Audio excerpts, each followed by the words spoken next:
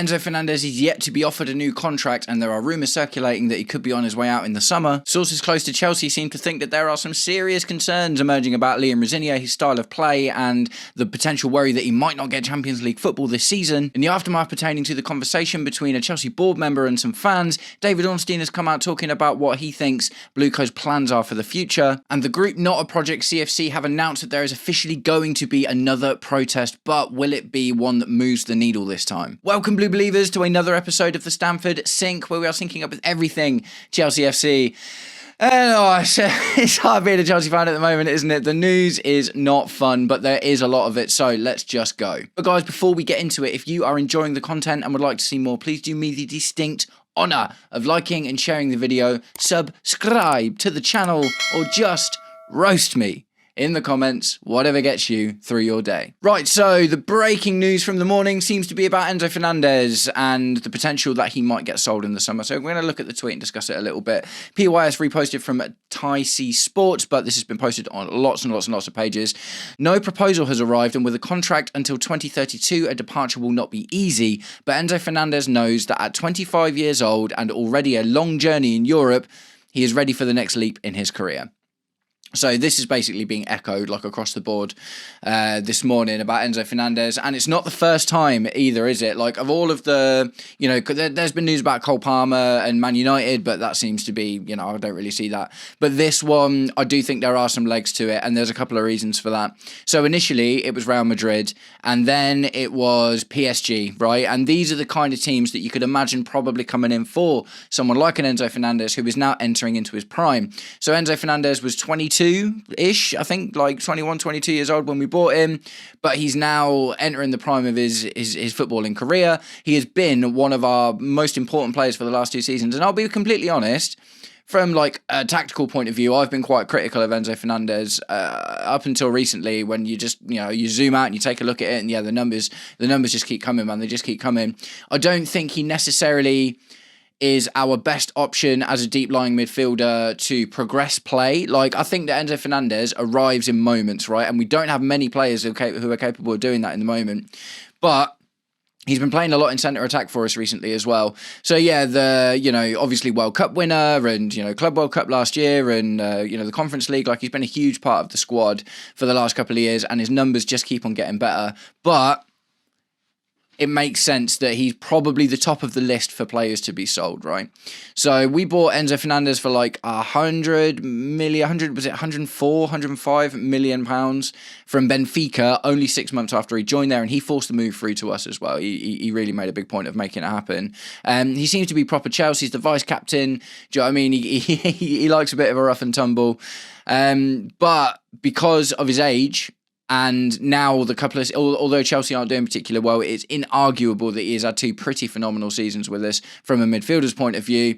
Apparently the Sharks are circling, and I wouldn't be hugely surprised to see a Real Madrid or a PSG or someone of the like come in for Enzo Fernandez. And from our perspective, if someone comes in with like 120 mil plus for Enzo Fernandez, bearing in mind we bought him for 105.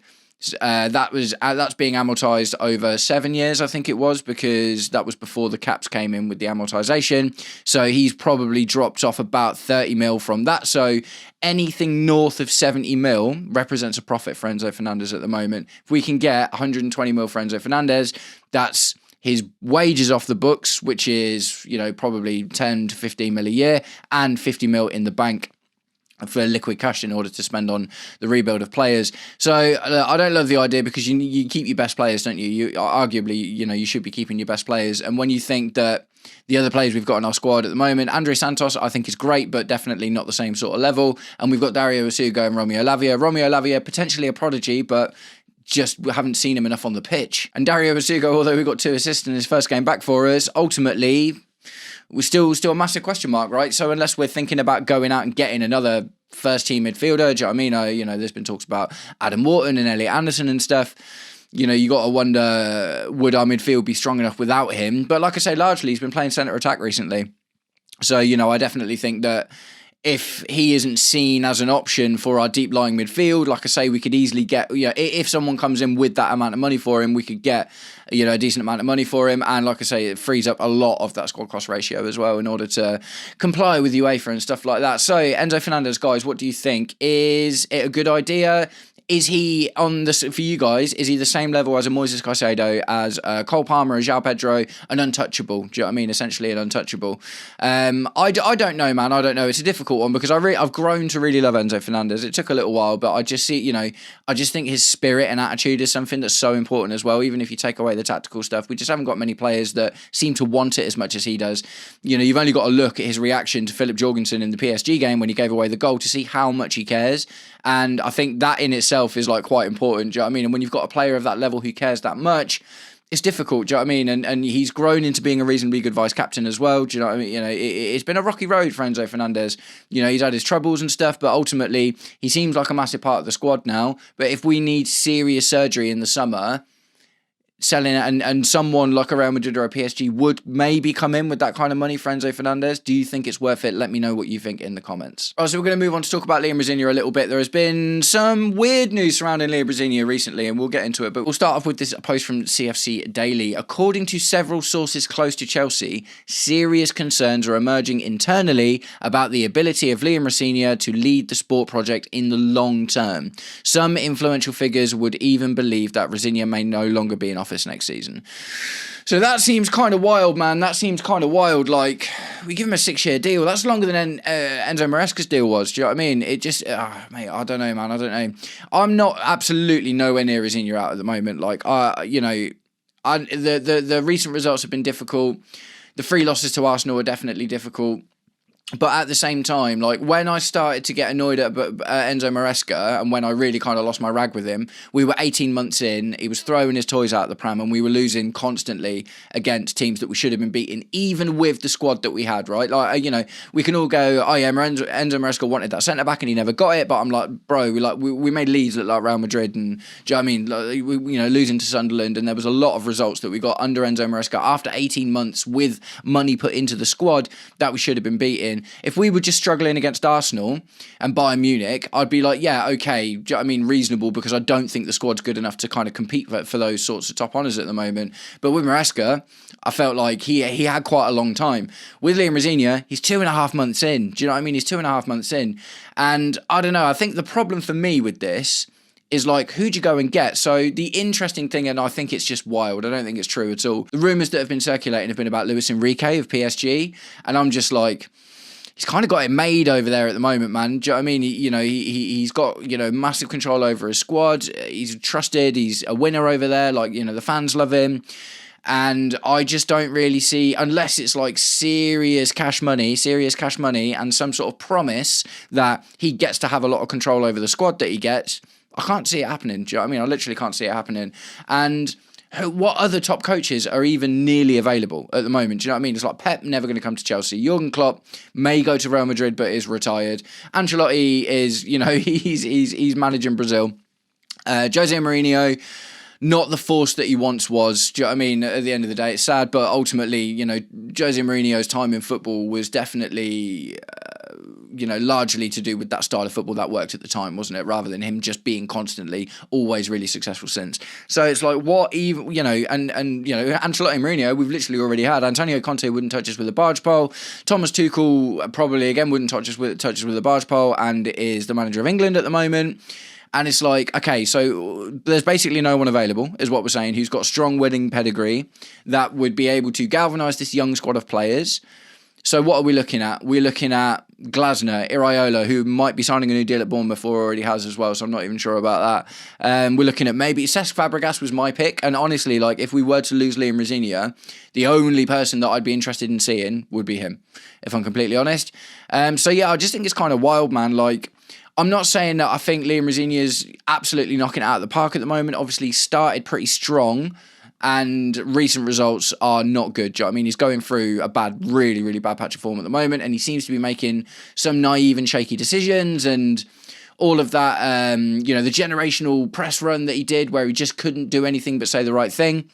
Now he's saying that the players want to defend respect the ball and with the huddle with the referee and stuff, and it's all just getting a little bit bizarre. But at the same time, I can't get behind sacking him, even if we don't get into the Champions League, because it's just like he's had like 2.5 months with essentially a defunct squad.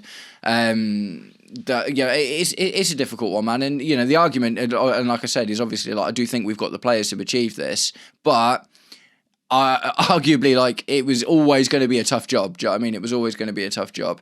So, what do you think, guys? Let's, tell me what you think about it. Like, I know a few of you, Liam ROsenior, are out already. I am not, personally. Like, I also think that we need to stop the cycle. Do you know what I mean? Of just sacking managers like willy-nilly all of the time.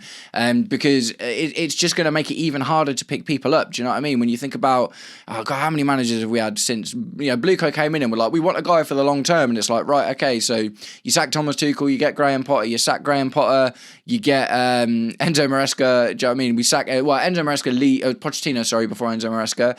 Pochettino leaves, then we get Enzo Maresca leaves, and now we've got Liam ROsenior, and we are maybe already talking about sacking Liam ROsenior. Like, it's just, there's just too many things, man. There's just too many things. You can't want instant success and a project at the same time, and it's just never going to work. Do you know what I mean? You can't be like, right, we are going to put together something that's going to grow long term, but we need results now. Like, it's an oxymoron. Like, it literally is it just conflicts with itself, the very idea of it. So personally, I would like to see Liam ROsenior get at least until next January, get him a transfer window under his belt. Hopefully the sporting directors can look at the mistakes that they've made in the squad building with lack of experience, buying too many very poor centre-backs, the goalkeeping situation, the left-wing situation. Do you know what I mean? It's like, if we can address 2 or 3 of those spots, give Liam ROsenior, we've got other players coming in as well. We've got Giovanni Quenda, Emmanuel Omega, maybe Mike Penders comes back.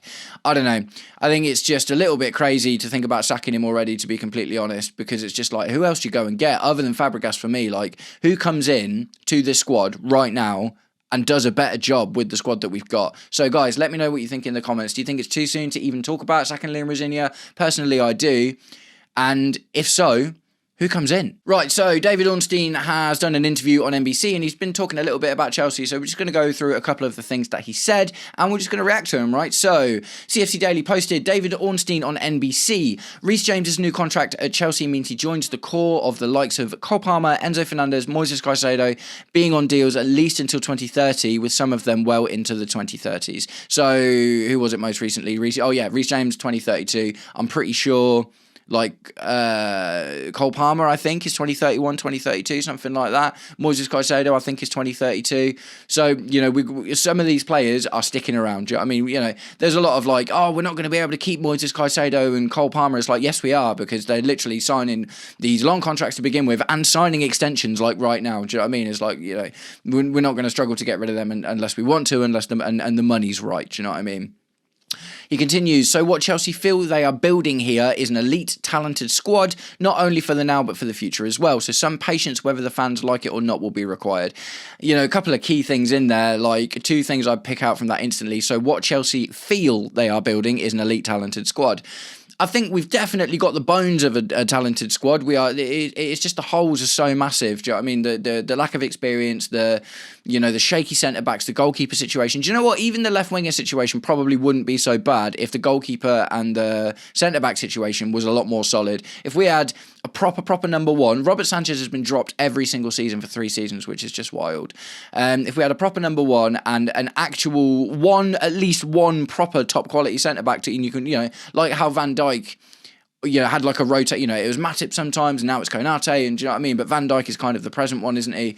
If we had one guy like that, one proper centre-back who you knew was always going to be there, then maybe the left wing thing wouldn't even be as much of an issue, because we'd be more defensively resolute and we'd be able to build off of that, and that in itself would save us a lot of points. So like I say, I think that's telling. And the other thing is, unfortunately, it echoes the conversation, the PYS tweet the other day, the breaking thing from the fans having the conversation with BlueCO, where it is basically saying, look, like, we're going to keep doing this, you've got to be patient about it. Do you know what I mean? So some patience, whether the fans like it or not, will be required. It seems a little bit weird, because at the end of the day, they came out and I think it was actually maybe David Ornstein that reported this as well, and he was like, they want 4 transfer windows. In September 2024, you'll start to see what's going on. And obviously, we've well past that now, haven't we? And things still not looking exactly amazing. So we'll move on to the next part. He said, David Ornstein on Chelsea's financial losses. They've had big financial losses, but that was in recent seasons. The word from Stamford Bridge is they are in better shape now and they do not need to sell any of their key players and they do not intend to. So that's a little bit juxtaposed against what's coming out about Enzo Fernandez this morning. I think the thing with Enzo Fernandez is... And the truth is, this is the truth for a lot of these players. It's not just Enzo Fernandez. If someone comes in with huge money for Cole Palmer, he goes. If someone comes in with huge money for Moises Caicedo, he also goes. Do you know what I mean? Maybe Reece James is literally the only actual untouchable. But yeah, it's one of them, isn't it? Like, I guess any player really, has a price. Do you know what I mean? So they come in with 200 mil for Cole Palmer. As much as I'd hate to see him go, they'd sell him, wouldn't they? Because it's ridiculous money. So it's interesting as well, isn't it? Because the financial losses that were reported recently were for the 24-25 season, and obviously in this season, that was before we went on that generational selling run where we were like the only club to ever sell that many players and buy that many players and come out in profit in a transfer window. The last January transfer window, we came out in profit, which is absolutely, the last summer, absolutely wild. It's crazy. So they've obviously, and losing like Raheem Sterling, like you don't even realise how important getting Sir Raheem Sterling off the books was, because even though it cost us liquid money to get rid of him, that squad cost ratio that's been freed up now allows us to, it's got loads of wiggle room to sign players on lower contracts, right? That's really, really huge. So look, the issue that we're going to have is the UEFA stuff. Do you know what I mean? We've got to be really, really careful with the UEFA stuff, because if we don't comply with them, then they can stop us from being able to register. We'll get another fine, but that's not even really the issue. The issue would be not being able to register any new players that we do buy in the summer for the Champions League. So it's, David Ornstein seems confident that, for any of you that are like, Cole Palmer's going to go and Moises Caicedo's going to go, it's like they're not, man. Like I say, if someone comes in with like 200 mil for him, yeah, that'll probably happen, won't it? But we're not under pressure to sell our best players. Enzo Fernandez is one of the older ones at 25, so it may be a case of he's got one eye out the door, and if there is a PSG and a Madrid who have been linked with him already that come in for him, maybe there's a conversation there. But it sounds like even if they want to keep him, we'll just keep him. And just after that, there's 2 things that he said there. You will see periphery sales that I'm sure will raise big money again, and they want to invest in the summer. In attack, in midfield, in defence. I'm not hearing suggestions that they will actually do so in the goalkeeping department as things stand. And just skip to the bottom of that little tweet there, and it says Mike Penders is highly rated for the future. So peripheral sales, that's going to be like potentially attacking wise, could be a Pedro Neto, could be a Mark Gue. Yeah, Mark Gue is money waiting to happen. We'll get 20 mil for Mark Gue, I would have thought, wherever he goes, because he's still so young. He's got so much potential. Had a great season last season in the Conference League, especially. Hasn't obviously lived up to what we want him to be, but he's really young. Do you know what I mean? And then you've got to think there's the likes of Benoit Badiashile, Tosin Adarabioyo, Axel Disasi. There are still fringe players that are struggling to get into the squad at the moment that we will be able to make good money for, get some liquid cash and free up more of that squad cost ratio. I do think it's a little bit worrying that we're not talking about goalkeepers, which is interesting because a lot of the news recently has been surrounding Robin Roofs, who is the Sunderland goalkeeper, right? And he looks like he'd fit the style. He looks pretty good. An amount of money has been floated in 50 mil, which is normally some sort of reasonable sign that there's some solid interest, because we're seeing a consistent amount of money being mentioned about him as well. But I have a feeling that it might be Mike Penders, man. I'm not going to lie to you. And the thing is, in terms of those peripheral sales, Philip Jorgensen and Robert Sanchez are both potentially in those peripheral sales. I've got a feeling what's going to happen is Philip Jorgensen's going to get sold. Mike Penders gets brought in to compete with Robert Sanchez for the starting number 1 shirt. Is that ideal? Probably not. But it just is what it is, isn't it? And at the end of the day, it's not like there's any crazy, unbelievable goalkeepers having phenomenal seasons that would want to come to Chelsea at the moment either. So yeah, difficult one, man. But again, David Ornstein, I guess, is just kind of like, in general with all of these, do you know what I mean? It's just sort of saying that we're in a healthier financial situation than it seems we are, despite the news coming out recently, because they don't pertain to this season. We've obviously got players to sell. They understand that we need to reinvest and and reinforce areas of the squad. What had not been mentioned at all is anything about the model, right? Whether that is going to be some experience, some players that are 25, do you know what I mean? 25 to 28 rather than, 20 to 23.